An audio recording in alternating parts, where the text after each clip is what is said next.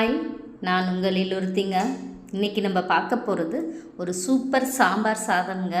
ஆனால் ரைஸை வச்சு இல்லை, நம்ம இன்றைக்கி மில்லட்டை வச்சு ஒரு சாம்பார் சாதம், டேஸ்டியான ஒரு சாம்பார் சாதம் பண்ண போகிறோம். வாங்க எப்படிங்கிறத பார்க்கலாம். எல்லாருக்கும் இந்த மில்லட்ஸை இது என்னன்னு கண்டுபிடிக்கிறதுல எத்தனை பேர்த்துக்கு இங்கே பிரச்சனை இருக்குது. எனக்கும் அந்த மாதிரி தாங்க. ஸ்டார்டிங்கில் எனக்கு இதெல்லாம் என்ன மில்லட்ஸ்னே தெரியாது. பார்க்குறதுக்கு எல்லாம் ஒரே மாதிரி இருக்கும். நானும் அந்த மாதிரி கன்ஃபியூஸ் ஆகிருக்கேங்க. எத்தனை பேர் கன்ஃபியூஸ் ஆனீங்க எனக்கு கமெண்ட் பண்ணுங்கள். இன்றைக்கி நம்ம ஒரு 1 பாட் ரெசிப்பியாக தான் பண்ண போகிறோம். வாங்க பண்ணலாம்.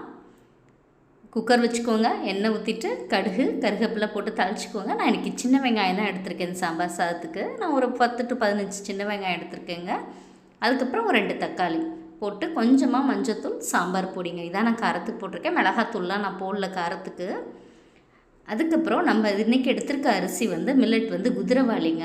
இந்த குதிரைவாளியை வச்சு தான் இன்றைக்கி நம்ம சாம்பார் சாதம் பண்ண போகிறோம். நான் ஒரு 1/2 டம்ளர் குதிரைவாளியும் அதுக்கு 1/4 டம்ளர் பாசிப்பருப்பு எடுத்திருக்கேன். துவரம்பருப்பு போடலங்க, பாசிப்பருப்பு வச்சு தான் இன்றைக்கி நான் சாம்பார் சாதமே பண்ணியிருக்கேன்.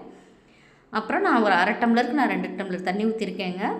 இது மேலே மிதக்குது இல்லைங்க, அது வேறு ஒன்றும் இல்லைங்க. முருங்கைக்கீரை போட்டேங்க. இதில் கொஞ்சமாக இருந்துச்சு, அதனால் அதை போட்டு பண்ணலாமே நல்லா இருக்குமேன்னு அதை போட்டு ஒரு 4 விசில் விடுங்குங்க. என் குக்கருக்கு 4 விசில் வந்துச்சுங்க. உங்கள் குக்கருக்கு எத்தனை விசில் நீங்கள் விடுவீங்களோ அந்த அளவுக்கு விட்டுக்கோங்க. விட்டு இறக்குனீங்கன்னா சூடான நம்மளோட மில்லட் சாம்பார் சாதம், குதிரைவாளி சாம்பார் சாதம் ரெடி ஆயிடுச்சுங்க.